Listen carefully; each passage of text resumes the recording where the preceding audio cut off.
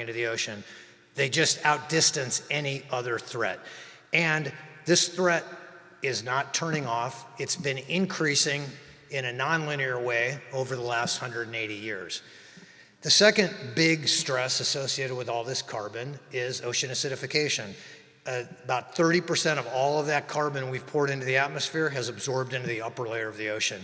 You know, we like to say that the ocean has absorbed all this carbon, and we say it like, in a sense, like it's helping with the climate, but in fact, it's coming at a grievous cost, right? There's a 30% increase in the acidity of the ocean across the entire global ocean. As you can see in that graphic, everything, the colder colors are decreases in pH and an increase in acidity. And this has enormous impacts to any life forms that create shells, many of which are at the very base of the food chain. So we are literally risking, potentially, the entire ocean food chain with this continued deposition of CO2 into the atmosphere. So when I talk to my ocean colleagues in the conservation community about this, they'll say, well, we've got the Paris Agreement, right? We've got net zero by 2050. Well, how well is that working? So far, GHG emissions have continued to grow year on year on year with a slight downward turn during the COVID year, the main year of COVID. And they've grown right alongside all of the international agreements that we have made to control them. And this from the BP Statistical Review of World Energy for last year, 2021, fossil fuels, still 82% of global primary energy use. It's down from 83%. And 85%, which is great. So we are making progress, but we're making it way too slow. Renewable energy is around now 13% of total power generation. And that includes nuclear, by the way, which is a pretty sizable part of that 13%, and it includes hydro. And there's a lot of people in the environmental community who would not actually count those as renewable. So just a footnote there. So Bill McKibben famously said, in the race against dangerous climate change, arriving late is the same as losing. And right now, we are arriving late. So we have to have an expanded climate action plan. It has to continue to focus on the reduction part of the puzzle, cutting future emissions, becoming a low carbon to zero carbon economy. But we need to add in an enormous component of cleaning up the legacy pollution that we have put into the atmosphere and the upper layer of the ocean. And there's a third component for another ocean engineering conference on repairing key parts of the system, which is going to be a dramatic and challenging engineering challenge, but we're not going to talk about that today. We're going to spend most of our time, all of our time, on the removal part, cleaning up carbon. All of you, I'm guessing, already know that the IPCC has made it very clear in the modeling, all the modeling of scenarios that get us to 1.5 degrees, hold temperature to 1.5 degrees, include a very large amount of carbon removal on the order of 100 to 1,000 gigatons. But 1.5 is not even a safe target, all right? So that 100 to 1,000 is to get to a target that is worse off than we are now. Not better. Remember, 1.5 and net zero by 2050 is worse off. The ocean will be worse off, human society will be worse off, nature will be worse off. And we risk these dangerous tipping points, these tipping elements that have positive tipping points and positive climate feedback loops. I won't go into them because I'm guessing you're aware of many of them, but the point is we should try to do better than 1.5. So what's the role of the ocean? The ocean already is the largest cycler of carbon on the planet. It does it a number of ways, both through biological pathways and abiotic pathways. And there's about 50 times more carbon at the bottom of the sea right now than there is in the atmosphere. So if we were able to make that 51 times more, we would be well on our way to dealing with our carbon pollution problem. Now, that sounds like a small incremental change. It's an enormous actual physical change. It will take enormous amounts of engineering talent and a lot of good science and a lot of effort. But nevertheless, the ocean has a lot of really important pathways. So Ocean Vision's put together, when we launched, we did a set of roadmaps around different pathways for ocean-based carbon removal. You can find this at our website, but there were 3 big technology domains: electrochemistry approaches to CDR, macroalgae cultivation and sequestration, and ocean alkalinity enhancement. And we also did a map on growing public support, which is going to be critical for this to move forward, and expanding investment. And each of these maps follows pretty much the same framework. It starts with a state of technology. What do we know about the various technologies that are in the under the broad mantle of, let's say, alkalinity enhancement? What is their TRL level? What's their CDR potential? What are the potential environmental risks and benefits? What are the biggest obstacles that they face in terms of moving forward to development? And then lastly, what are the first order priorities? What are the things that have to happen now to start advancing our knowledge collectively as a society about the effectiveness of these approaches and their costs? And so as soon as we got done with these roadmaps, we started moving towards implementing first order priorities. And one of the critical priorities is around field testing of the various approaches. And so one of the programs, and you're going to hear from some of the participants in it today, that we have put together is called Launchpad, and it brings experts from the Ocean Visions Network to advise companies in this space, startups, because they are the ones at the vanguard of advancing the science and the engineering. We wish it was government, and we hope it will be government, and I anticipate that soon it will be government. But right now, it's the private sector at the vanguard here, and so we are offering technical and engineering services to these 6 different companies, 2 of whom are going to speak today. And we do that because it is a critical priority to advance the science. So the panel here today is going to be presenting information about what are some of the most critical challenges they face and that they could use help with. This is a very targeted presentation to the audience of people attending Ocean 2022, who we assume have a lot of engineering skills and backgrounds. What are some of the things that people in the space who are in startups really need to help make their job go better? So we have a great panel. We have Matt Eisenman from Ebb Carbon, who's going to speak next. We have Marty Odland from Running Tide. So those are 2 of the startups. And then we have Simon Freeman from ARPA-E, the Department of Energy, who's working on a number of the enabling technologies to help make ocean CDR possible and feasible. And lastly, my colleague Nikhil Nilakantan, who runs our Launchpad program, will say a few words about some of the other work that we're doing to bolster this community. We are going to plan to leave hopefully at least 20 to 30 minutes for conversation. So without further ado, I'm going to introduce Matt Eisenman, and I'll ask him to just tell you a little bit more about himself also.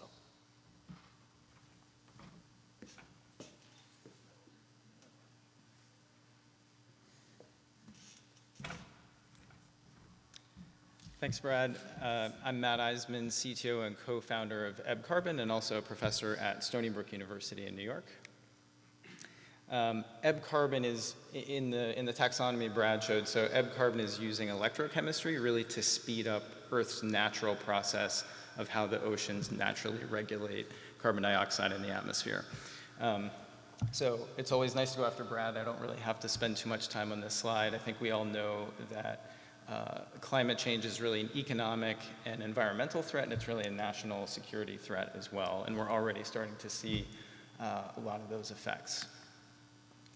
And because we did not decarbonize soon enough, now we're stuck in this situation where to maintain temperature increases to 1.5 degrees or 2 degrees C, we not only need to decarbonize first, but we also need something like 10 gigatons per year of carbon removal to meet our goals. And so companies like Ebb Carbon and Running Tide and lots of others in the carbon dioxide removal space are filling that role and developing technologies to solve that problem. And so I'm going to describe some of our challenges and needs with the hope that to plant the seed in this community to get people working on some of these problems. So just to start, I mentioned that what Ebb is really doing is just speeding up the natural process the Earth has for regulating carbon dioxide emissions. So if we had millions of years to wait, right, the Earth has a natural way of regulating carbon dioxide concentrations. This happened many times in our geological past. As carbon dioxide concentrations increase, rain becomes more acidic, temperature increases, both of those things increase the rate at which rain weathers certain kinds of rock, and that binds carbon dioxide as a gas that's in the rain in the form of bicarbonate ions that get swept into the ocean, okay? So that CO2 is naturally regulated in that way. We can't wait that long, and so what Ebb is doing is using electrochemistry powered by mostly renewable energy to speed up that natural process. And I think it's because we're relying on a natural process and just trying to nudge it forward is part of the reason that can be low cost, because we're really trying to leverage a lot of the natural size and power of the Earth system. So one question we get a lot, which I think is a good question, is, wait a second, I know that increased carbon dioxide concentrations in the atmosphere has led to ocean acidification, right? And that's the picture on the left. And really that's just gas exchange, or Henry's law. If you want higher concentration in the air, leads to higher dissolved CO2 gas concentration in the ocean. That leads to acidification. The difference is what Ebb is doing is restoring the chemistry in a way, and it's something called ocean alkalinity enhancement, for those who know what that is. By increasing the alkalinity, the hydroxide molecule in that picture, additional carbon dioxide is stored in the ocean, but as bicarbonate, so exactly in that form that the natural carbonate silicate cycle does it. And so it actually reverses ocean acidification while pulling down extra CO2 and storing extra CO2 as dissolved in organic carbon. In a bit more detail, what we're doing, so we are kind of modularizing the approach so we can de-risk at low cost. So that's a shipping container form factor. Inside that is the electrochemical system. It's really an ion selective membranes process called electrodialysis. And what we can do is take waste brine streams. So we can take brine streams that are just waste effluent from desalination plants or aquaculture facilities, power plant cooling, and so on. Or we can pump seawater. That salt is separated into acid and base. The acid is actually used to mineralize, pull down additional CO2 and mineralize into rocks. And then the base is mixed with seawater, returned to the ocean, where it pulls down additional carbon dioxide and stores as bicarbonate. And a huge co-benefit is that ocean acidification is actually reversed as a co-benefit in this process. So you could view this the other way around, use it to restore chemistry for aquaculture facilities, and as a byproduct, get CO2 removal. We're definitely riding, as a company, some important tailwinds at the moment. So one is on the left, this voluntary carbon market, sort of pioneered by Stripe and the Frontier Fund and Microsoft. So really way more demand for high quality carbon removal than we currently have supply. Two, we're powered ideally by renewables. Doesn't have to be perfectly carbon free, but the declining cost of renewables and the fact that we run at 50% capacity factor means we can actually provide grid flexibility and get really low cost renewable electricity. And then the third is just showing the electrochemical stack, which is modular and quite compact, allows us to de-risk at a pretty low cost. And we have some experience on our team, people who've been through the PV industry and also the battery industry, and so sort of understand scaling up modular technologies like that. So if you take the target price of $100 per ton of CO2 and multiply that by the 10 gigatons per year of CO2 that we need to remove, this is potentially a $1 trillion per year market, right? So a huge opportunity. Just a brief history of Ebb Carbon. So we've really, in the last 18 months, we've been around for about 18 months, gone from maybe TRL 2 to TRL 7 in the sense that we'll have our first operating system in the field next month, removing our first ton of carbon before the end of 2022. So we received seed funding from the Grantham Foundation about a year ago. Came out of stealth when Stripe was announced as our first customer. And so the founding team, myself, I'm a physicist with a background in studying this ocean alkalinity and electrochemical systems. Our CEO, Ben Tarbell, has experience in the solar industry and brings that experience to bear on this kind of modular scale-up. And then Todd and Dave actually both came from the California Maritime Academy, marine and mechanical engineers, and Dave has experience at Tesla. So just a lot of experience with quickly scaling up new technologies that are modular. So Stripe is our first customer. So they purchased $1.5 million of carbon removal from us, and our first priority now is delivering on that contract. You can see a picture there of our first system about the size of 25 tons of CO2 per year in the form of a shipping container. Ultimately, a shipping container will get us about 200 tons of CO2 per year, so pretty compact in terms of space because it's a flow-through system. And then, as Brad mentioned, we're one of the 6 companies in the Ocean Vision's Launchpad program competing for the XPRIZE carbon removal. Just a few pictures to give you a sense of scale. You can sort of see that shipping container form factor. The electrochemical component's actually quite compact. Most of what you see are just input and output tanks and pumps and pipes and so on. And there you can see just the core ion selective membranes doing most of the work. And so right now, actually, commercial off the shelf is okay. That's great, so we can de-risk there. A lot of our IP is around designing our own stacks that are more efficient in the future.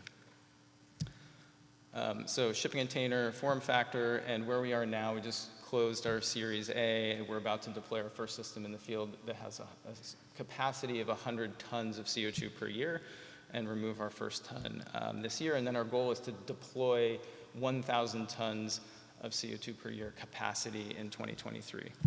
And that sets us up to compete for the XPRIZE, which would be a requirement for that. Here's a picture of that. The previous picture was a smaller, earlier system. This is just taken last week when I was out in California. So that system is the one that's going in the field next month. And that's just the other side of it. Okay, so that's just to kind of set the stage. I have 3 or 4 more slides where I just want to plant seeds of some of the things that could, potential challenges to scale. Specifically, some of these especially pertain to EBS. Some of them are for the ocean CDR community in general. But I think I tried to pick ones that pertain to this community. So one is what people are now calling, and Simon will talk a lot more about this, measurement, reporting, and verification. Ideally, we want to directly measure how much carbon dioxide is removed and stored in the ocean. Needs here are, I put in quotes, better, basically carbonate chemistry sensors, pH dissolved in organic carbon, total alkalinity, PCO2. Right now, when you release alkalinity, it takes some time for carbon dioxide to equilibrate. And so what that means is you have to rely on models to calculate how much CO2 is removed. The models are quite good. That's okay for now. We want to improve that. Interestingly, and we can talk more in the question and answer, the constraints on these sensors are different than typical oceanographic constraints, right? Because all you care about is a difference, and you know some things. You know the rate of release, and you know what you expect to happen. So it's a bit easier, and I think there's an opportunity for a whole new suite of low-cost sensors. Better ocean models. What that really means is more standardized regional ocean models and hierarchical models where those are really embedded in global models, and better data assimilation. I mean, these are sort of typical wish list items for the modeling community in general, but we need it for this as well. And then Brad alluded to just more funding to build out this structure. Number 2 is the concern that maybe the rate of permitted sites doesn't keep pace with the projected rate of scale up. Right, so in our case, we are using existing outfall permits and staying within those, but it's possible that that could quickly be our main constraint. And so, new coastal sites that have existing permits where we could operate are a big potential constraint if we don't address that early. So I just want to kind of plant that seed. So anyone who has any thoughts about that, please come up and talk to me afterwards. Number 3, so I showed you we're using ion selective membranes. This one's sort of specific to EB. Once we get to the scale of 1 megaton of CO2 per year, we start using maybe like 10% of the global production of some of these ion exchange membranes. So what that means is for us to get to gigatons, we basically need the production capacity of these membranes to be equal to what RO membranes are now. So completely doable, but it's just a flag that'll have to happen. We're working on developing our own stack designs and our own membranes and working with partners on that, but that's something that for sure needs to happen.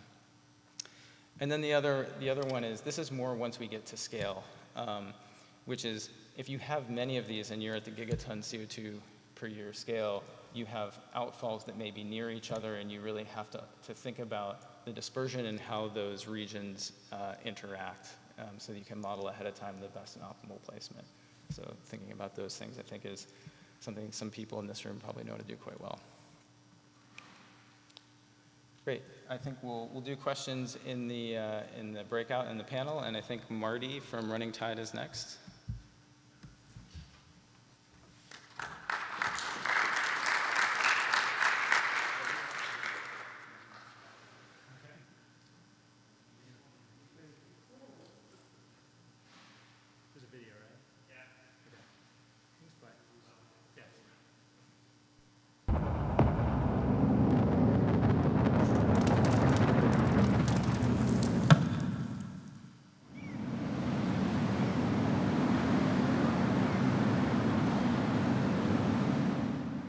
The biggest production effort in human history will be moving carbon from the fast cycle to the slow cycle. It's going to start from nothing and become the biggest industry in the world. It's non-optional. Carbon removal is fundamentally a mass transfer problem. How do you move 660 gigatons from the fast cycle to the slow cycle? The world has been organized around moving mass by ship, because ships are the most efficient way to move mass. What's really exciting about our solution is that we can get started fast without building any novel infrastructure. There's latent shipping capacity, there's latent port infrastructure, and it's easy to move mass to ports. A huge part of infrastructure is people. My name is Sævar Freyr Þráinsson. I'm the mayor of Akranes, which is a town in Iceland, a small town of 8,000 people, proud people of where we had fisheries in the past and who has been moving away. And it's a real pleasure for us here in Akranes to do what we can to help the people of Running Tide to achieve their goals. Mechanical engineer by trade. I graduated from Wentworth in Boston and then spent the first 10 years of my career working at SpaceX, working on rockets, rocket recovery, the landing system, working on satellites for the Starlink network that's up there now. About a year and a half ago, I joined Running Tide, and now I'm working on satellites out in the ocean. The fast cycle is something occurring like in a human lifespan. So you think about a tree grows in the forest, eventually falls over, dies, and rots. That's fast cycle. So like something in a decade to a century. Slow scale is something in the like millennia, 1,000 years, up to like eons, like millions of years. So those are things like mountains growing and crumbling. A lot of plant scientists, such as myself, have been dealing with this for about 70, 80 years using genetics, but much longer, 200, 300, thousands of years technically if you're talking about breeding and agriculture. We've been domesticating plants for thousands of years. I trained for a lot of years to become a top-tier scientist, and I no longer wanted my science to be locked in a publication that only a handful of people read. I wanted my science to make real-world differences, and at Running Tide, I can do that, and I can enable my team to do the same. Running Tide is building a platform that can understand what is happening with the Goldilocks zone in the ocean, select from a series of interventions to make those adjustments, fully account for the supply chain that it takes to enact those interventions, and then develop a package of data at the end that can be used to prove that that work happened and that there's a net movement of carbon from the fast cycle to the slow cycle, and ending with a carbon removal credit that can be traded on a voluntary market. We're going to create the oil industry in reverse, and instead of building that over 150 years, we're going to build it in 10 years. So the fact is, these are Earth-scale problems. You need Earth-scale solutions. The time is now. Be part of the fix.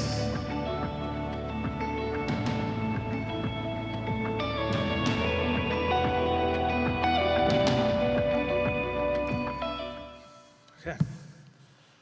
Yeah, new cut of the video. I hadn't actually seen. What it doesn't tell you is what we actually do for interventions. So I'll explain those really quick.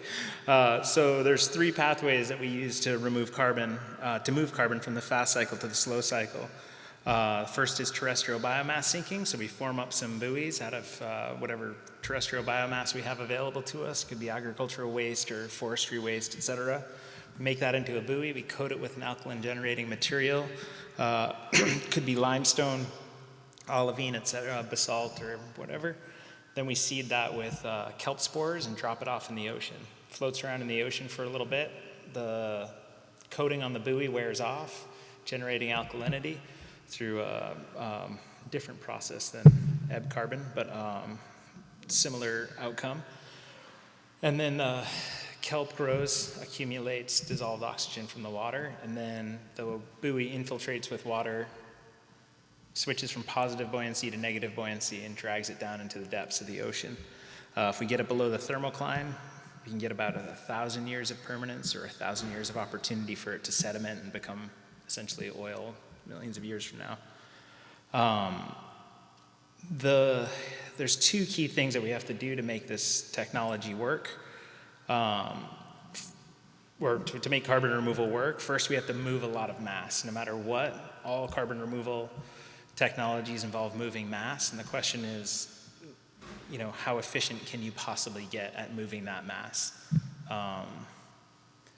As Brad so eloquently pointed out, if we don't move the mass from the fast cycle back to the slow cycle, pretty much everything's going to be terrible. And it's that simple. We're going to drive global instability. We're going to see a severe reduction in quality of life, and there's not much we can really do about it other than move the mass. So, our approach at Running Tide is just, okay, how do we do this as efficiently as possible? For us, move mass by ships. That's number one. Number two, how do you get leverage on top of the mass that you move? Macroalgae is kind of a miracle in that we can move a very small amount of mass in the form of spores in these buoys and accumulate a lot more carbon mass as these buoys float around in the ocean and grow. We think we think it's a truly scalable solution and operable at massive scale. We are, next year we'll be doing on the order of, we'll be doing tens of thousands of tons of carbon removal out of our pilot project in Iceland, and then growing as rapidly as we can around the world after that. I think so the other key, that's one technology you have to build, is basically forming up these buoys, generating a tremendous amount of kelp spores, spraying them onto the buoys and letting them loose in the ocean in specific areas. The other thing you have to do is measure the Goldilocks zone in the ocean and make sure that any of your interventions do not pull the ocean out of the Goldilocks zone.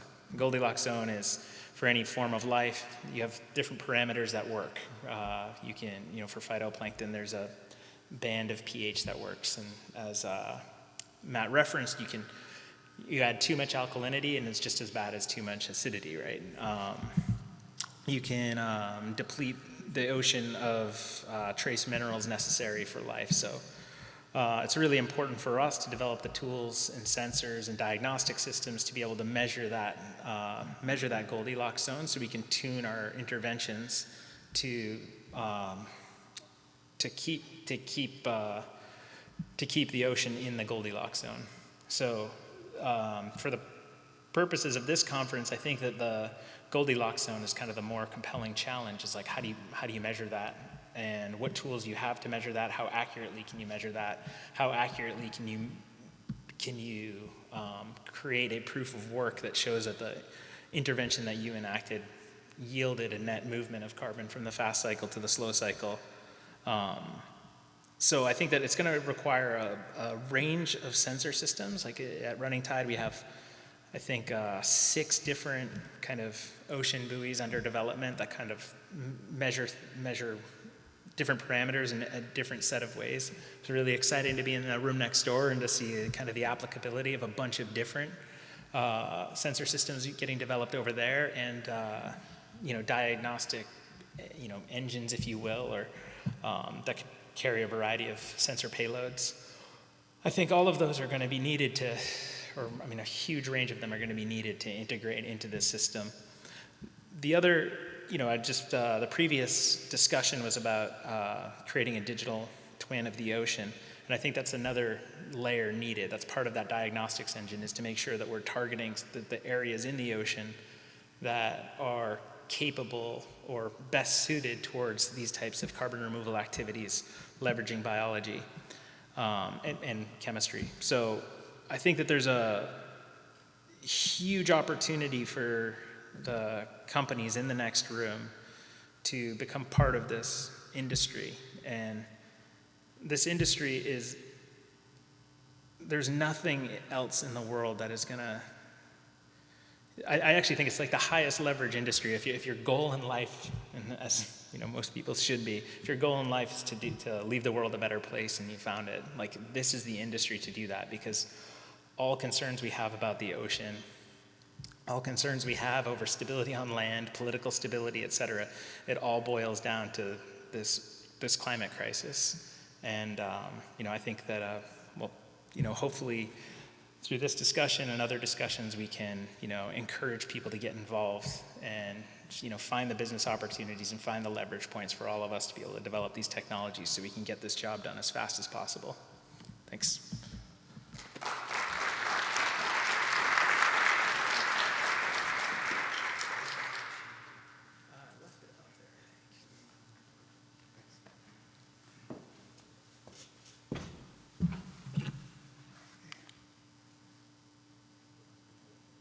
Go. One slide.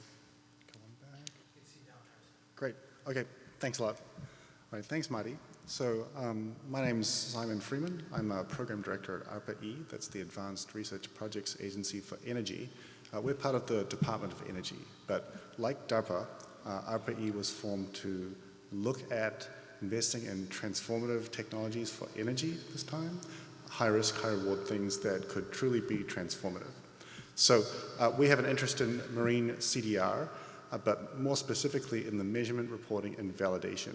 So just before we begin, there are two acronyms, CDR, as you know, but also MRV for measurement, reporting, and validation. These are industry standard acronyms, and I'll just use them from now on. So I want to explain what MRV is, firstly. It is essential to create this massively negative carbon economy that we're saying is an inevitability. And it works sort of like this. You have a greenhouse gas emitter. They have to buy carbon credits in order to legally continue to emit those pollutants. And so they buy them from companies that draw down carbon dioxide. So in this case, I've got some sort of widget in the ocean that draws down CO2, and that company can issue carbon credits. But they can't issue those credits until they know how much carbon they've drawn down from the atmosphere and surface ocean. And that's where measurement, reporting, and validation comes in. So what's in that dashed box there? This quantification of carbon fluxes, this understanding of carbon fates in the ocean.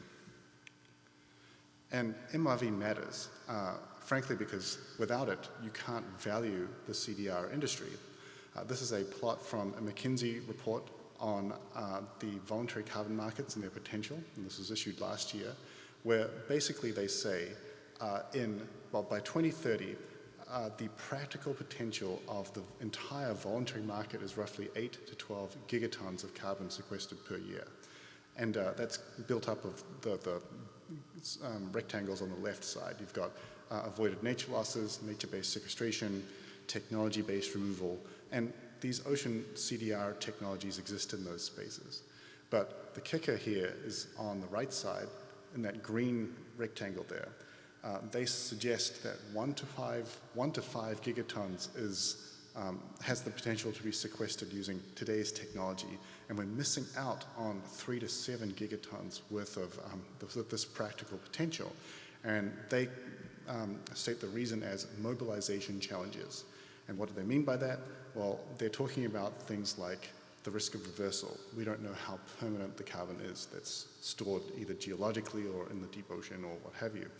We don't even know how to measure how much carbon is being drawn down. So the certainty of accounting is not there. And even after you measure it, what are the error bars? There are issues with scalability. How do you get to gigaton scale?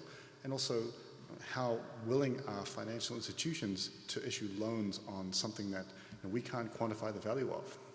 So at a cost of about $100 a ton for CO2 drawn down from the atmosphere, 3 to 7 gigatons is $300 to $700 billion worth of carbon credits per year that we could potentially miss out on without MRV.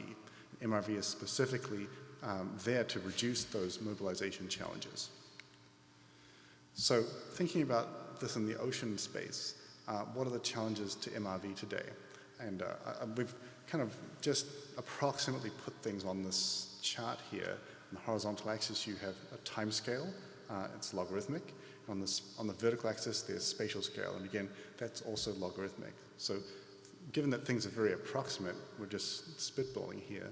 But those blue bubbles represent today's ocean carbon flux sensing technologies. And they're at different spatial and temporal scales. So taking sediment cores, we can obtain potentially millions of years worth of carbon flux to the deep sea. But your spatial scale is very small. It's about 4 inches diameter. And conversely, you look at something like the Argo program, you have this global network of drifting sensors, some of which sensor platforms, some of which have pH sensors and other biogeochemical sensors on them.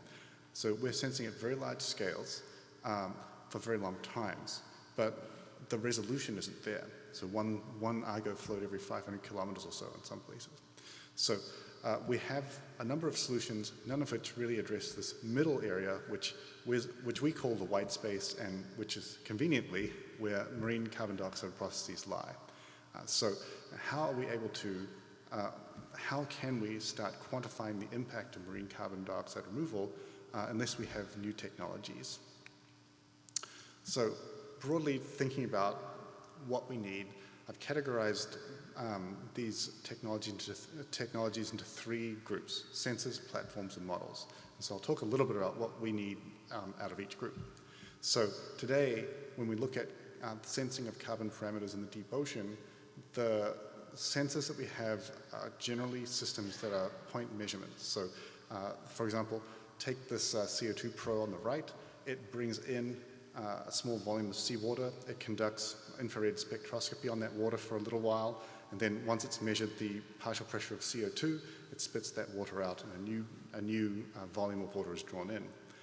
You cannot sample 150 square kilometers per hour with some sort of device like this, even if you had thousands of them.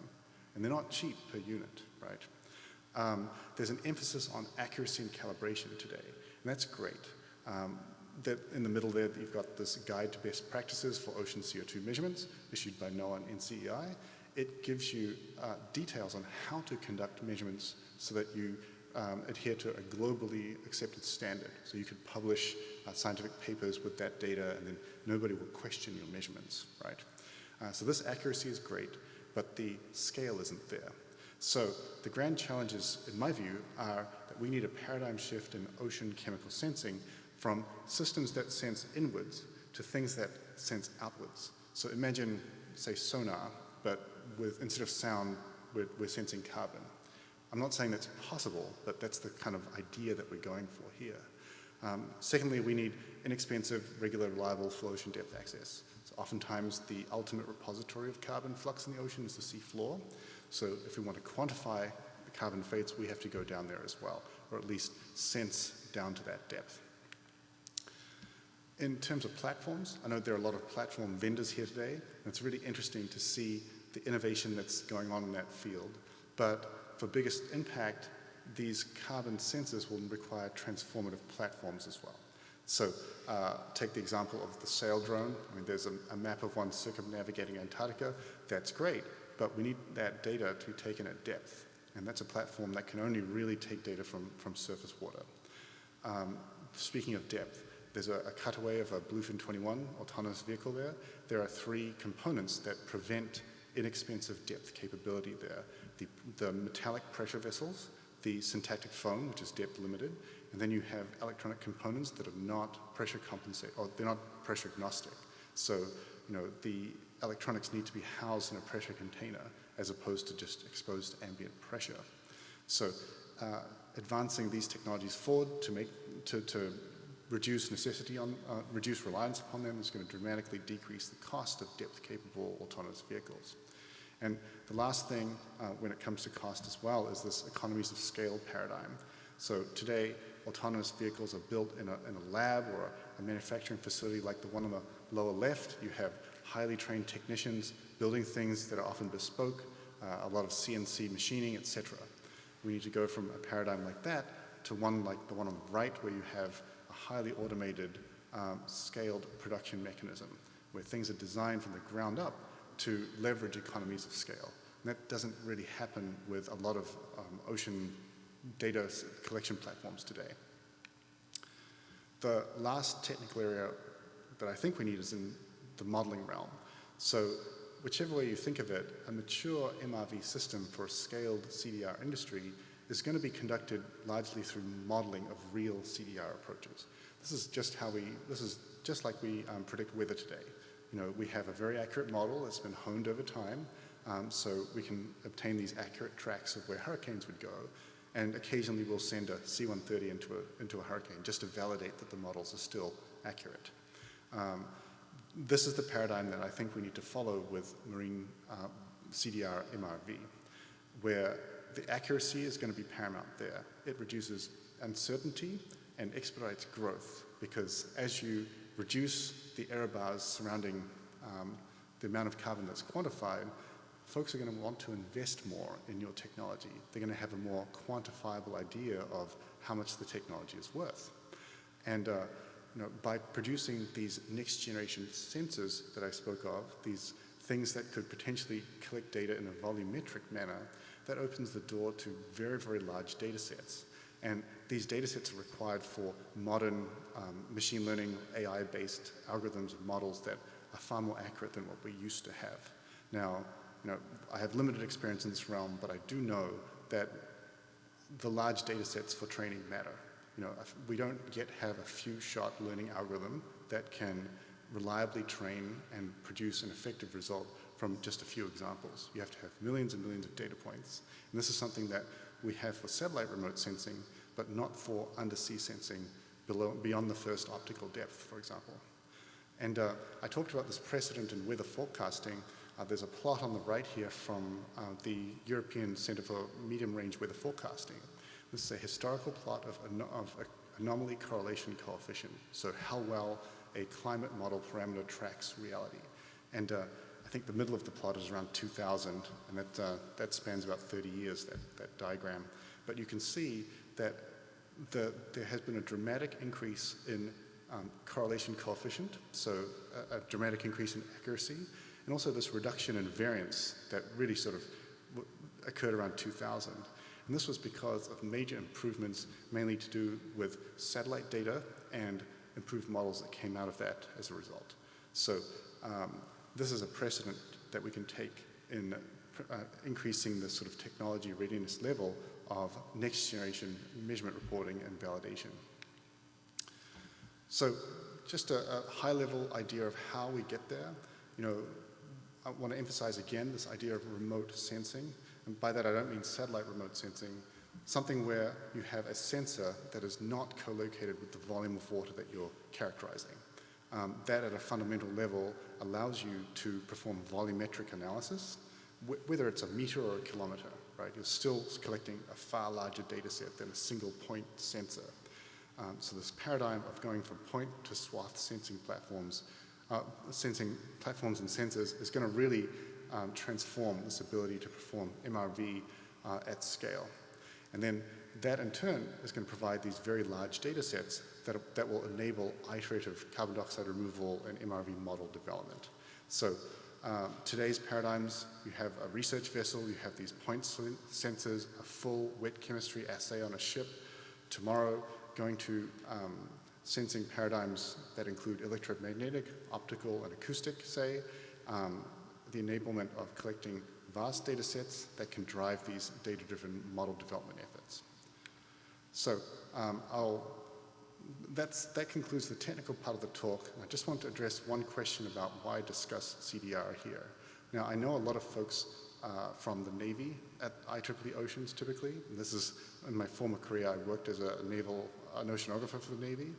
I have heard a lot of talk the last day about the mitigation of climate change impacts, so and decarbonization. You know, net zero fuels, reducing our impact so that we don't produce any emissions, etc. Even if we completely decarbonize, this is our future. We have, the sea level rising, and then overlaid to that, on top of that is an image of the increased risk of fires, right, in the United States. So this is an opportunity to really sort of go beyond this idea of mitigation and go towards actually solving the problem through carbon dioxide removal. I don't feel that the community is quite there yet. They're still talking about things like decarbonization.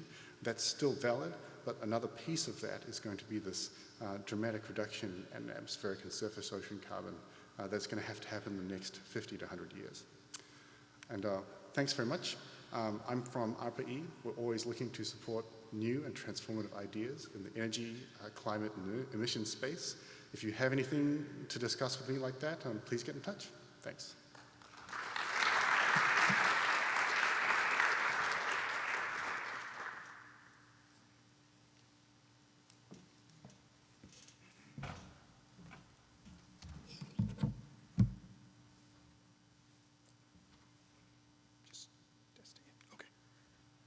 So hi everyone, I'm Nikhil Neelakantan, and I am the program manager for Ocean Vision's Launchpad program, where we work with startups like Running Tide and Ebb Carbon and others competing for the $100 million X Prize in carbon removal.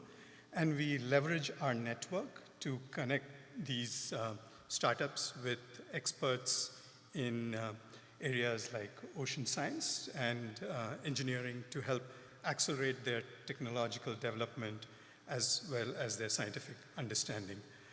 So after hearing the panel speak, I hope you're all intrigued and interested in learning more about ocean-based CDR and how to contribute yours and your organization's efforts to these activities. I just want to briefly walk through the ways you can get involved with us at Ocean Visions as well. So some of the examples here, oops.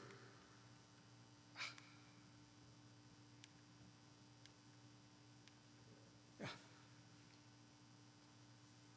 All right. I'll go to this one.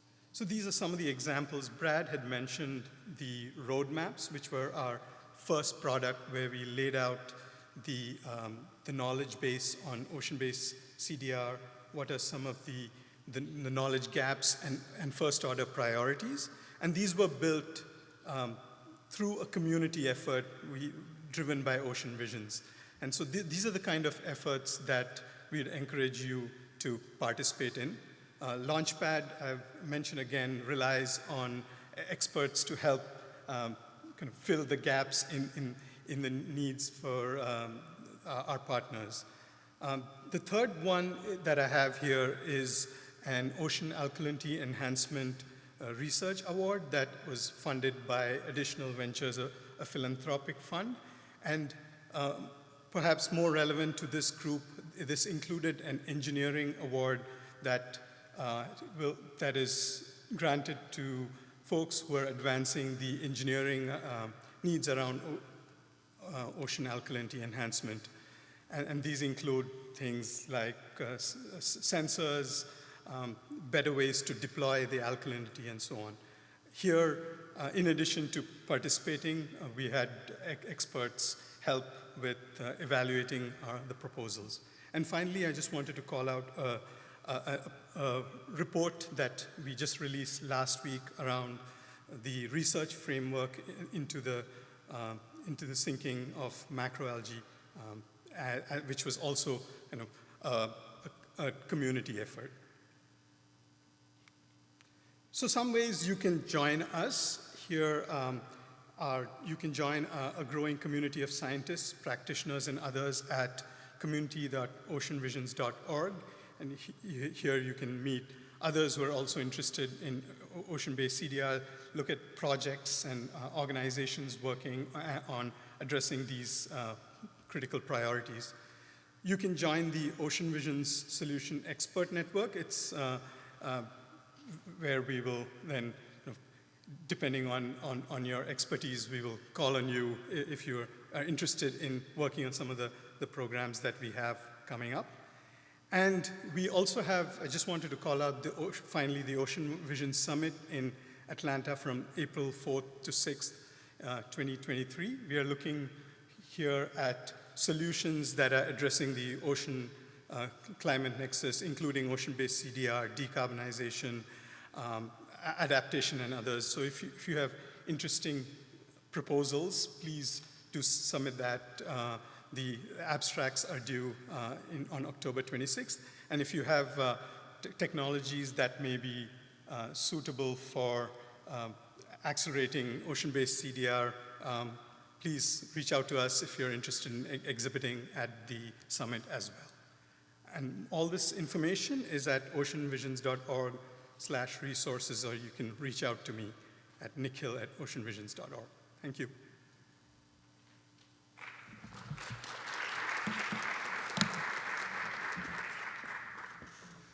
All right, that concludes the panel presentations. Now we're going to invite the speakers up here and invite your questions and comments. They don't have to be questions. They could be comments or reactions or observations to what you heard.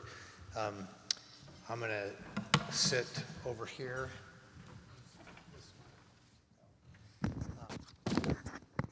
To moderate that, but is there anybody that has any observation or reaction, question to begin?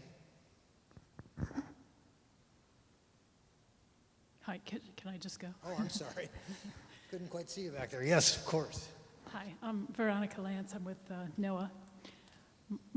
My question is, where is the profitability? These are companies, and I'm just trying to track the profitability. I see that, in my view, schools, prisons, healthcare, we have profitable companies, but there's really no increase in productivity, human productivity attached to it. So I feel like it's a little bit of a shell game, and I'm wondering how we're tracking the money here, and how, some people address the challenge of measuring the carbon. That's one thing, but even if you could do all that perfectly, I still don't get the economics. Thanks.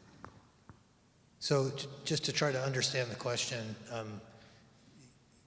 because you mentioned schools and hospitals and prisons, are you suggesting that this effort should be run not by the private sector, but by the public sector, like those entities? I'm still struggling to understand all of them. So any part of that you want to explain to me? All right. Well, there was a couple parts to that question. So first, just on what the pathway to profitability might be here, and I'll let Marty and then Matt speak to that. Yeah. Sorry, it's a bit loud. So the first step in getting to profitability for carbon removal is going to come through the voluntary market. So there's companies that are viewing their carbon debt, essentially the carbon that they emit into the atmosphere, as a risk. It's something that they have to pay back. So there's right now, there isn't a compliance market like in the United States for carbon emissions, but the SEC has said that companies need to track their carbon emissions. And basically, what that's saying to these companies is that in the future, there's going to be some sort of compliance market. So it's just like a signal to these companies. There's a lot of companies right now that are looking at that and saying, okay, well, we're just going to get ahead of it, and we're just going to voluntarily start to remove the carbon that we're emitting through our activities to create to get to their net zero pledges. So basically, there's a very small cadre of companies who are saying, we're just going to voluntarily kick this industry off. We're going to pay to remove this carbon debt from our balance sheet. And so the activities that people do out in the world to remove carbon, you have to measure it to a satisfactory level, and then you can generate a credit and then sell that credit to these companies as a way to remove the kind of risk from their balance sheet. Maybe just to add a part to that question, does your future profitability depend on a mandatory carbon market, or do you think these companies can be profitable at the scale necessary with a purely voluntary carbon market? I think you can be profitable for a short period of time off the voluntary market, but when society collapses, it's going to be pretty hard to have a profitable business on the voluntary market. So yeah, I think that we have to get to a compliance market pretty fast. But I don't think the short-term profitability for these companies like ourselves is actually that reliant on a compliance market. We can do it on the voluntary scale. The reason I added that is because I think there is a lot of room in the voluntary market for companies of these sizes to do well for a while, because there's far more demand than supply. But at the end of the day, without a regulated carbon market, regulated by global governments together, we won't be able to get to the scale that we need to, is my opinion. But Matt. Yeah, I mean, I don't have a lot more to add. I mean, I can just give an example with Ebb Carbon now. So we have one customer at Stripe. That's a company that voluntarily wants to remove its carbon emissions. So it pays us for carbon removal.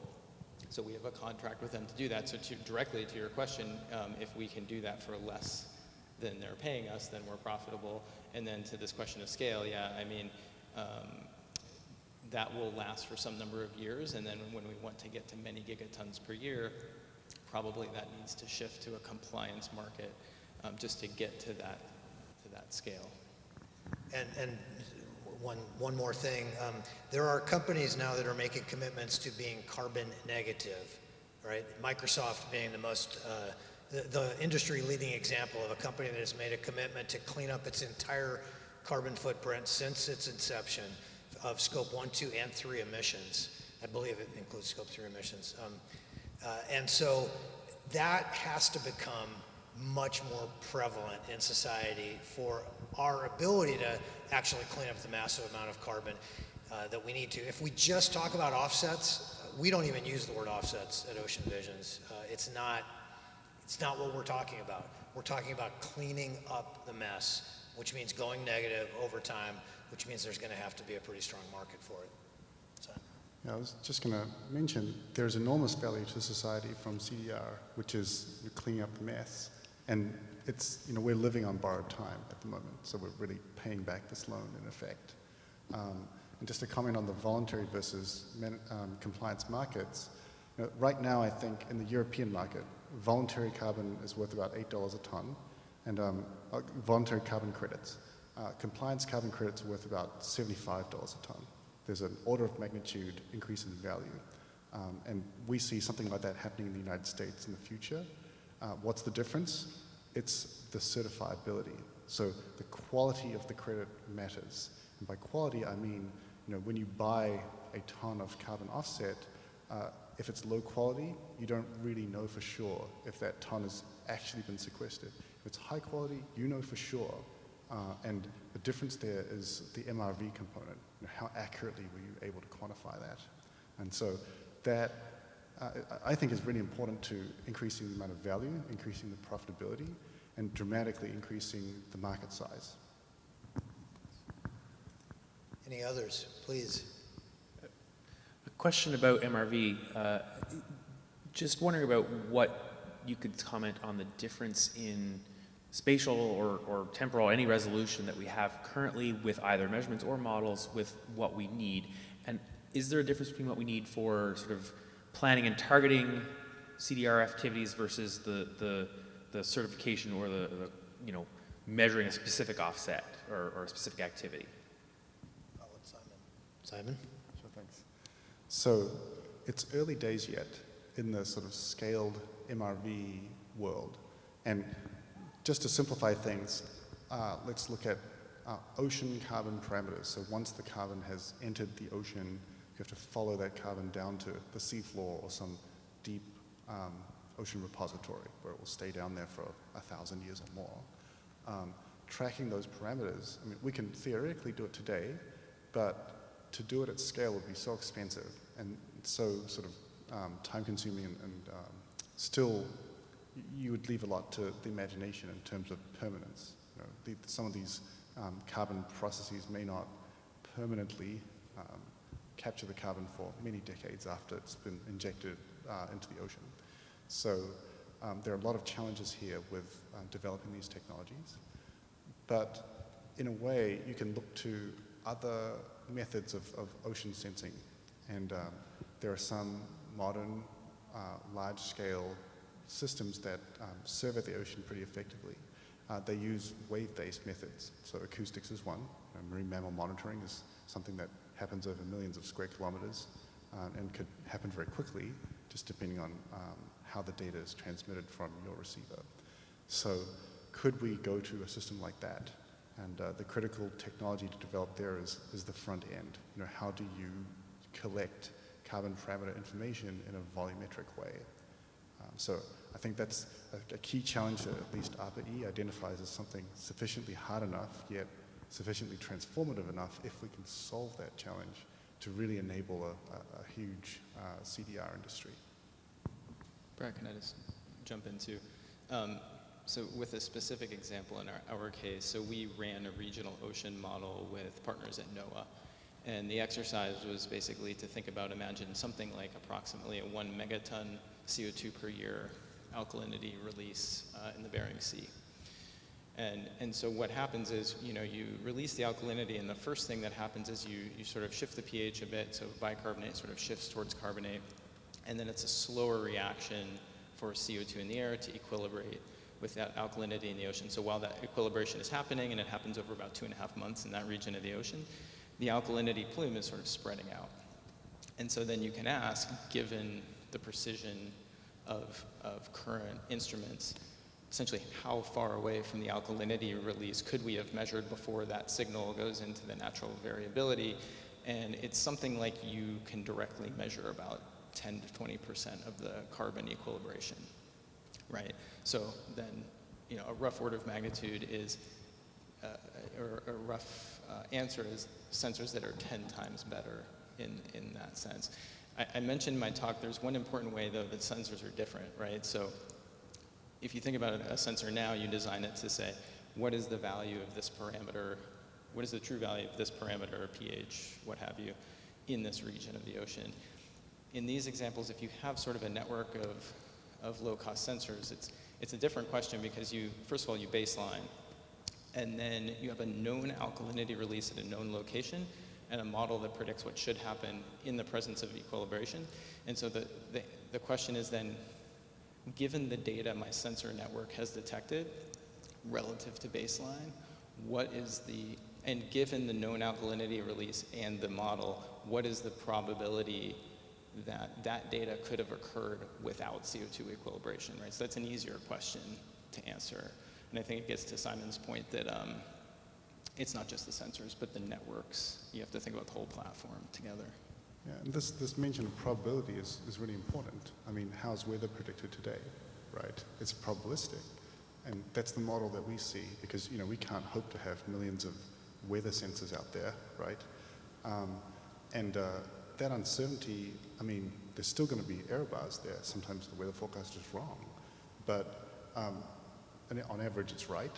And it's right to the degree where people have so much confidence they're willing to invest billions and billions of dollars in the weather derivatives market. And they're making a lot of money. Other comments, questions, or reactions?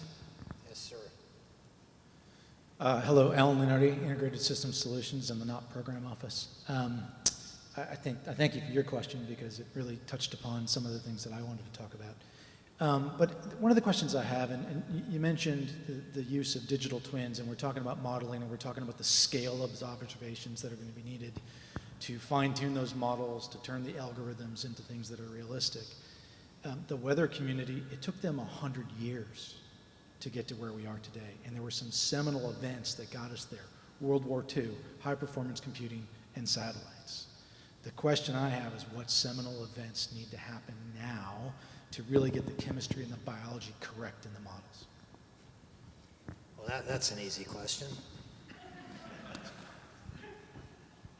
Who wants to tackle that one? You talked about the use of creating some new sonar-like approach to being able to measure carbon transport, which is obviously would be a completely breakthrough technology. what are the other breakthrough type technologies that we have to have? Look, I mean, at ARPA-E, we solicit other people's ideas, not have our own. We'll fund them, but I will say, though, that, you know, the seminal events, in a way, have already happened. Right. The same events that you mentioned, you know, brought about the computing revolution, this understanding of physical processes, the realization of these sort of numerical models to solve physical flux in the atmosphere. The same things can happen in another fluid, right, in the water, and they have. The issue with the biogeochemical flux, though, it's the difference between sort of validation and model output is still pretty significant, right? How do we reduce those? Well, I think this is a two-pronged approach. We invest in being very specific about measuring the parameters that matter. So what is the single monetizable value that we're interested in? It's the carbon, right? And secondly, you know, what is good enough? Like, do we have to be perfect here? Like, what is the minimum viable accuracy at which point things have value? Did you want to add something? Yeah, I mean, he actually hit on that at the end, but I mean, basically we have, all we're measuring, we need to measure a lot of things, but fundamentally what matters to the securitization of what we're talking about, to be able to catalyze an industry, is basically measuring the carbon flux from the fast cycle to the slow cycle on like a fully accounted supply chain basis. Like it's just that. So while we have to measure a lot of things to understand that, it's actually like a pretty simple measurement. And then when you're asking like what catalyzes it, well, World War II, you know, Florida's gone in that map he showed, right? That's like, if there's not gonna be something that catalyzes an effort of that scale, like, I don't know, that's a whole state. Like, my house is gone. So I think that, to his point, you have to do, there's a quality of measurement that we need to make, which is like what is acceptable as for the securitization of the program, and then there's a quantity of data. And so I think that there's kind of two aspects of this. We need to collect a lot of information, and then it has to have a certain level of quality. So it's just quantity versus quality. Like for us, we're really focused, at least like at the scale of company we are, you know, we're building a lot of sensors in-house, and we're really trying to drive the cost down. So for instance, we have this fluorometer that we're building. You know, off-the-shelf fluorometers for us were about $2,000 that would work for us. And so we've developed one in-house that's like $180. Still a long way to go, but, you know, we're gonna be able to put out, you know, hundreds of those over the next year, and to help understand what's happening out in the ocean around some of our interventions. So that's one example of the type of things that have to happen, like make sensors very cheap, and then also make them way better also. You know, I think what I would add to that is that the catalyzing event has yet to happen, because we're not taking this seriously for the most part. And I don't mean the people in this room, but generally as society, we're not taking this seriously. But look at what happened when we took something seriously in the case of COVID 2 years ago. We developed new technologies in terms of an mRNA vaccine that had never been used in that way before, and brought it to market, brought it through testing. We innovated testing mechanisms, we innovated therapies, we innovated treatments and protective gear, all in the space of a year and a half, with global cooperation, 24/7, 365, people giving up intellectual property rights because it was an emergency. If we had the kind of attention to this emergency, which is going to kill far more people than COVID, we would be making a lot more progress. And I have no idea what gets us there. We have an incredible ability to keep sort of changing our baseline, shifting our baseline. Every time something bad happens, we just sort of incorporate that. But at some point, you know, if there was a national emergency declared, which is not at all beyond the realm of possibility, it's not unrealistic to think that could happen, and people started rededicating what they were working on to working on these challenges, we could make a lot of progress probably very quickly. Couple minutes left. The clock is ticking down. Yes. Hi, I'm Debbie Thomas from Texas A&M University, Galveston. I just want to thank you all. This has been absolutely amazing and eye-opening. I guess the question, or maybe the offer I have for all of you, is that, you know, higher education has been a phenomenal partner in terms of research and development, but we also seek to help you elevate and scale up through workforce development and training that next generation of your partner and employee and leader in the workforce. So I'd love your thoughts on where we could really truly partner in innovative professional development and training to meet your needs to scale up your programs and companies. Yeah, Thank you. Thank you. That's a great question. I'll ask Matt and Marty, who have both been assembling teams over the last year, and like, what have been your biggest challenges in finding the right people, and you know, what would help move that along more quickly? Yeah, and also I'm a professor as well, so I see in the classes I teach and the research, like how excited and interested the students and motivated the students are on topics like this. And important topics like this really draw in some of the best students who may have gone to other disciplines. I mean, I think one of the biggest needs from workforce development is sort of obvious, but it's that interdisciplinary, that rare kind of interdisciplinary training. So, I mean, it's this unique combination of like mechanical engineering, marine engineering, chemistry, potentially biology, depending on the solution.